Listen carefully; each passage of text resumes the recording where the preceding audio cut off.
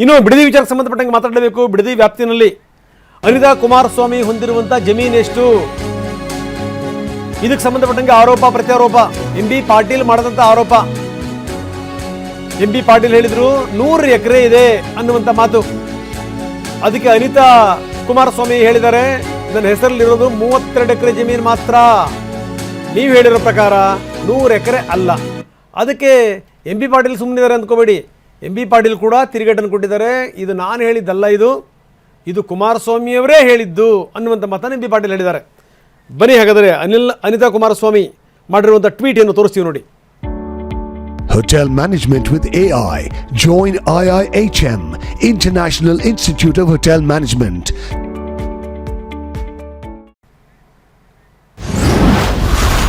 ನನ್ನ ಹೆಸರಿನಲ್ಲಿ ಇರೋದು ಕೇವಲ 32 ಎಕರೆ ಜಮೀನು ಮಾತ್ರ. ಸಚಿವ ಎಂ.ಬಿ. ಪಾಟೀಲ್ ಹೇಳುತ್ತಿರುವಂತೆ 100 ಎಕರೆ ಅಲ್ಲ. ರಾಜಕೀಯ ದುರುದ್ದೇಶಕ್ಕಾಗಿ ಮನೆಯವರನ್ನ ಎಳೆದು ತರುತ್ತಿದ್ದಾರೆ. ವೈಯಕ್ತಿಕ ವಿಚಾರಗಳ ಬಗ್ಗೆ ಚರ್ಚಿಸುವ ಕೀಳು ಮಟ್ಟಕ್ಕೆ ಯಾರೂ ಹೋಗಬಾರದು. ಅನಗತ್ಯವಾಗಿ ನನ್ನ ಬಗ್ಗೆ, ನನ್ನ ಕುಟುಂಬದ ಕುರಿತು ಇಲ್ಲಸಲ್ಲದ ಆರೋಪಗಳನ್ನ ಮಾಡಿದರೆ ಕಾನೂನು ಮೂಲಕ ಅಂತವರಿಗೆ ಉತ್ತರ ಕೊಡುತ್ತೇನೆ. ಸೊ ಇದು ಸಂಗತಿ. ಅನಿತಾ ಕುಮಾರಸ್ವಾಮಿ ಸ್ಪಷ್ಟನೆ ಕೊಟ್ಟಿದ್ದಾರೆ. 100 ಎಕರೆ ಅಲ್ಲ, 32 ಎಕರೆ ಮಾತ್ರ. ಸುಮ್ಮನೆ ಅನಗತ್ಯವಾಗಿ ನಮ್ಮ ಹೆಸರನ್ನ ಎಳಿಬೇಡಿ. ವೈಯಕ್ತಿಕ ವಿಚಾರಗಳನ್ನು ಚರ್ಚೆ ಮಾಡಿದರೆ ಅದು ಕೀಳು ಮಟ್ಟಕ್ಕೆ ಹೋಗುತ್ತೆ, ಹಂಗೆ ಹೋಗಬಾರದು.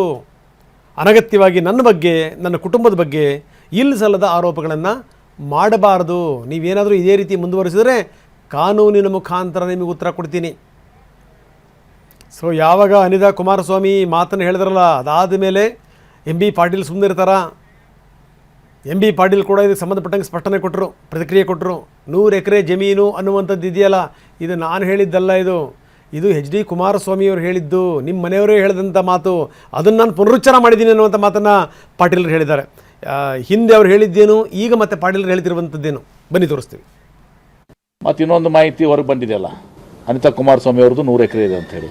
ಗೊತ್ತಿಲ್ಲ ಅಂತಂದರೆ ನಾನು ಹೆಂಡ್ತಿ 100 ಎಕರೆ ತೊಗೊಂಡ್ರೆ ನನಗೆ ಅದು ಅಷ್ಟೆಲ್ಲ ಗೊತ್ತಿರೋಂಗಿಲ್ಲ ಅಂದರೆ ಭಾಳ ಕಷ್ಟಪ್ಪ. ಇದು ನಮ್ಮ ಮನೆಗಂತೂ ಭಾಳ ಡಿಫಿಕಲ್ಟ್ ಅದ.